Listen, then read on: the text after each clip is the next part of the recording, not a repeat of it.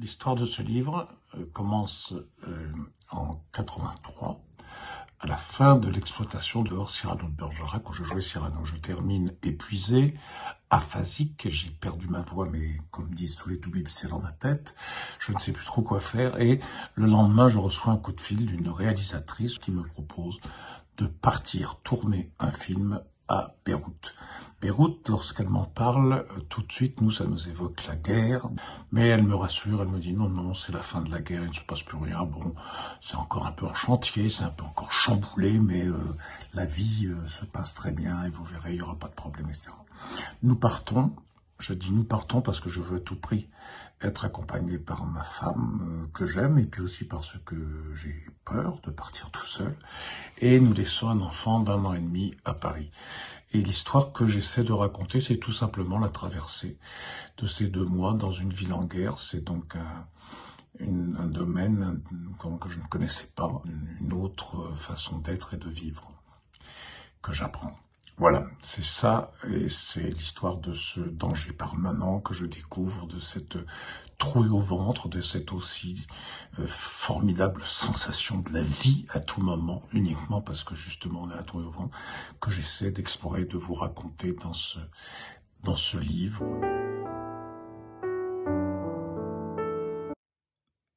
Pourquoi j'ai mis tant de temps à raconter cette histoire? Mais peut-être parce que je ne m'en sentais pas capable. C'est très dur de raconter une histoire à chaud.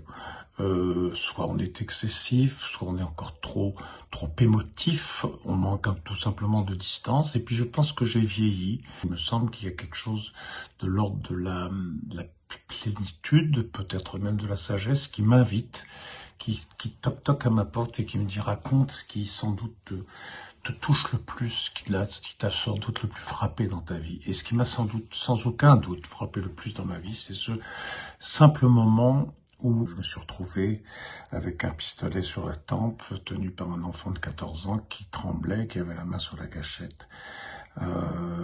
Voilà, avec le grand large magnifique, le charme du Libanais, de la langue libanaise, du pays libanais, des Libanais, et en même temps cette absurdité épouvantable qu'est la guerre. Et ça, je pense que j'avais besoin du calme de l'âge pour prendre tout ça en compte.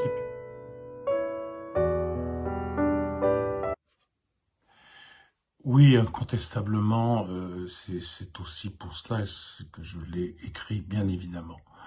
Au fur et à mesure que j'écrivais, je me suis tout à fait rendu compte que ce moment de ma vie partagé d'aussi près et avec cette proximité de la mort, donc on ne peut plus de la vie, avec l'éloignement d'un enfant conçu d'1 an et demi qui est pas loin à Paris, qu'on pourrait finalement rejoindre à tout moment, et on ne le fait pas, on reste accroché.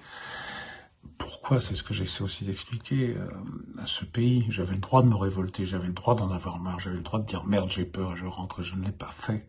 Je ne l'ai pas fait aussi parce que je n'étais pas seul, et parce que j'étais avec elle, celle avec qui je partage ma vie depuis 40 ans, celle avec elle aussi. J'ai parfait le livre, on l'a ciselé, on l'a fignolé, on l'a mitonné. Voilà. Il est évident que ce livre est totalement traversé par cette émotion que j'ai la chance de connaître.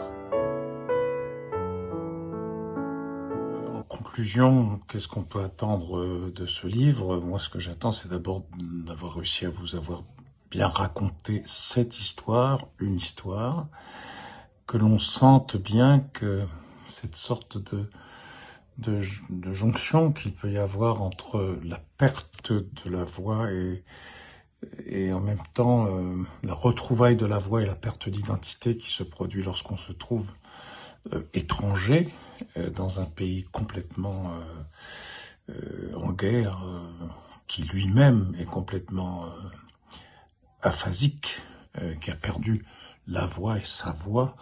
Et surtout peut-être cet état d'urgence que cette écriture avance comme le cheval de Mazeppa, enfin comme quelque chose de presque emballé. Il faut vite s'en sortir, et pourtant vite s'en sortir est totalement contradictoire avec la lenteur et de l'accent, mais aussi de la vie là-bas. Après tout, c'est pas mal de raconter un bel et grand amour. Voilà.